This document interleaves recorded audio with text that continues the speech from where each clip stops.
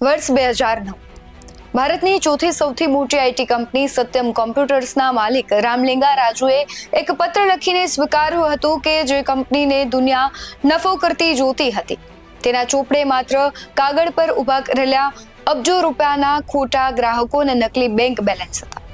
એ ઘટનાને ભારતીય કોર્પોરેટ ઇતિહાસનું સૌથી કાળું પ્રકરણ સત્યમ કૌભાંડ કહેવામાં આવ્યું. આજે વર્ષ 2026માં બરાબર એ જ પેટર્ન, એ જ ખેલ અને એવો જ સનસનાટીપૂર્ણ દાવો ફરી એક વખત ભારતના શેર બજાર સામે આવીને ઊભો રહ્યો છે.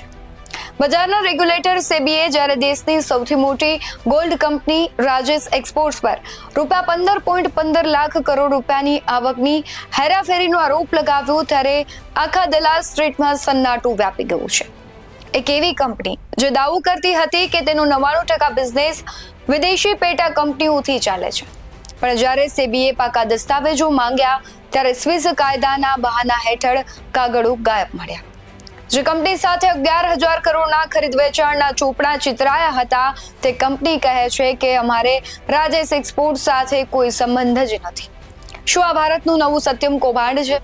શું ગોલ્ડ કિંગ કહેવાતા રાજેશ મહેતાએ માત્ર કાગળ પર જ પોતાનું સામ્રાજ્ય ઊભું કર્યું હતું? અને સૌથી મોટો સવાલ, જેમાં દેશના કરોડો લોકોની પરસેવાની કમાણી સાચવતી LICના 10%થી વધુ શેર હોય, એ કંપની ડૂબશે તો સામાન્ય માણસના ખિસ્સા પર આની કેટલી મોટી આડઅસર થશે? નમસ્કાર, ગુજરાત BS9 TV ન્યૂઝમાં આપની સાથે હું છું ભગવતી વિશાવડિયા. એક એવો આંકડો જે સાંભળીને જ સામાન્ય માણસ ચક્કર ખાય છે. ₹15,15,000 કરોડ રૂપિયાની આર્થિક ગેરરીતિ. દેશની સૌથી મોટી ગોલ્ડ કંપનીઓમાંની એક એટલે કે રાજેશ એક્સપોર્ટ્સ અને તેના માલિક રાજેશ મહેતા પર બજારના રેગ્યુલેટર સેબીએ 109 પાનાનો વચગાળાનો આદેશ જાહેર કરીને પ્રચંડ સપાટો બોલાવ્યો છે. આ સમાચાર બહાર આવતા જ બજારોનો ભરોસો તૂટી ગયો. કંપનીનો શેર 5%ની લોઅર સર્કિટ પર આવી ગયો અને ખરીદદારો ગાયબ થઈ ગયા. આખી કહાનીને સમજવા માટે સૌથી પહેલા જાણવું જરૂરી છે કે રાજેશ એક્સપોર્ટ્સ કંપની કેટલી મોટી છે. આ કોઈ નાની મોટી કંપની નથી, પરંતુ સોનાને શુદ્ધ કરવા એટલે કે ગોલ્ડ રિફાઇનિંગ અને દાગીનાના બિઝનેસમાં આ દુનિયાની સૌથી મોટી કંપનીઓમાં ગણાય છે. કંપની કાચું સોનું ખરીદે છે, તેને રિફાઇન કરે છે અને દાગીના બનાવીને આખા વિશ્વમાં વેચે છે. આ કંપનીના માલિક છે રાજેશ મહેતા. 20 જૂન 1964ના રોજ બેંગલુરુમાં જન્મેલા રાજેશ મહેતાએ 1980ના દાયકામાં પોતાના ભાઈ સાથે મળીને બિઝનેસ શરૂ કરવા માટે માત્ર ₹1200 ઉધાર લીધા હતા. ₹1200થી શરૂ થયેલો આ બિઝનેસ અને તેની સફર એટલો વધ્યો કે 1989માં તેમણે રાજેશ એક્સપોર્ટ્સની સ્થાપના કરી. સાલ 2015માં જ્યારે આ કંપનીએ સ્વિટ્ઝરલેન્ડની દુનિયાની સૌથી મોટી ગોલ્ડ રિફાઇનરી વાલ્કેમ્બીને ખરીદી લીધી ત્યારે રાજેશ મહેતાનું નામ આખી દુનિયામાં ચમક્યું અને લોકો તેને ગોલ્ડ કિંગ કહેવા લાગ્યા. પરંતુ આજે આખી તસવીર બદલાઈ ગઈ છે. હવે સવાલ એ થાય છે કે અચાનક સેબીએ આ ગોલ્ડ કિંગ પર આટલી મોટી કાર્યવાહી કેમ કરવી પડી? વાર્તા શરૂ થાય છે માર્ચ 2024થી, જ્યારે સેબીને એક શેરધારક તરફથી ફરિયાદ મળી. ફરિયાદમાં આક્ષેપ હતો કે કંપનીની બેલેન્સ શીટમાં ગ્રાહકો પાસેથી લેવાના નીકળતા પૈસા અસામાન્ય રીતે બહુ મોટા બતાવવામાં આવ્યા છે, જેમાંથી ઘણા 2 વર્ષથી બાકી છે. સાદા શબ્દોમાં કહીએ તો જો કોઈ કંપની એવું કહે કે અમે હજારો કરોડનો માલ વેચ્યો છે પણ તેના પૈસા વર્ષો સુધી પાછા નથી આવ્યા, તો શંકા જાય કે શું એ વેચાણ ખરેખર સાચું હતું કે માત્ર કાગળ પર.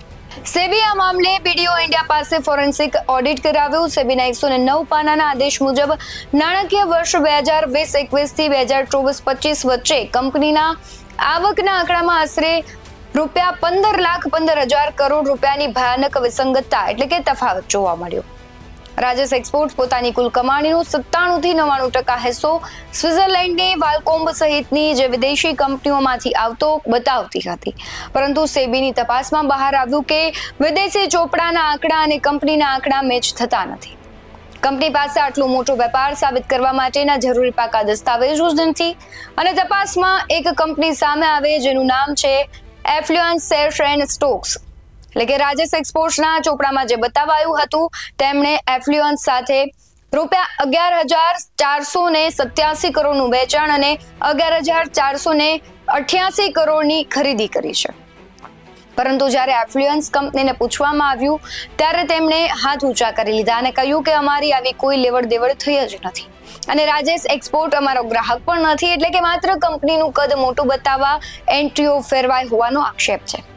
આ સિવાય આફ્રિકાની સોનાની ખાણમાં કરેલા ₹1035 કરોડના રોકાણના પણ કોઈ પાક્કા પુરાવા નથી મળ્યા. અને સૌથી ગંભીર આરોપ એ છે કે કંપનીના ભંડોળના પૈસા માલિક રાજેશ મહેતાના પર્સનલ ખાતામાં ડાયવર્ટ થયા અને તેનો ઉપયોગ શેર બજારના ટ્રેડિંગમાં કરાયો. આ ગંભીર આક્ષેપો બાદ સેબીએ રાજેશ મહેતાને આગામી આદેશ સુધી શેર બજારમાંથી સસ્પેન્ડ કરી દીધા છે, એટલે કે તેઓ શેરની ખરીદ વેચાણ નહીં કરી શકે.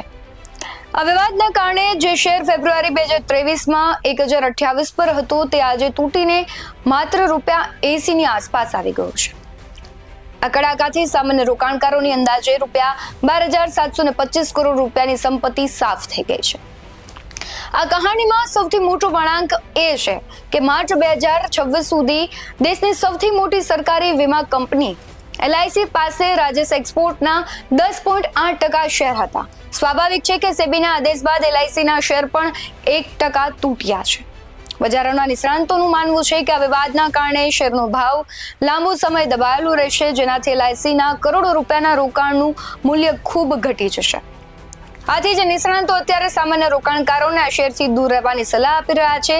જો કે અહીં સ્પષ્ટ કરવું જરૂરી છે કે સેબીનો આ આદેશ વચગાળાનો છે, આખરી નિર્ણય નથી. રાજેશ એક્સપોર્ટ અને તેના માલિક આ બધા આરોપોને નકારી રહ્યા છે અને તેમનું કહેવું છે કે અમારા આંકડા સાચા છે અને સેબીને કોઈ ભ્રમ થયો છે. તેમને પોતાનો પક્ષ રજૂ કરવાની પૂરી તક મળશે, પરંતુ જો તપાસના અંતે આરોપો સાચા સાબિત થશે તો કંપની પર કરોડોનો દંડ, કમાયેલો નફો જપ્ત થવો અને લાંબા સમયનો પ્રતિબંધ આવી શકે છે. આ આખો કિસ્સો સામાન્ય રોકાણકારો માટે બહુ મોટો પાઠ છે કે જ્યારે પણ તમે કોઈ કંપનીમાં રોકાણ કરો છો, પૈસા રોકો છો, ત્યારે માત્ર મોટી બ્રાન્ડ, કરોડોની કમાણીની જાહેરાતો કે સોના જેવી ચમક જોઈને લલચાવો નહીં. કંપનીનો અસલી રોકડ પ્રવાહ છે, તેનું દેવું અને પ્રમોટરની પારદર્શિતા તપાસવી પણ એટલી જ જરૂરી છે.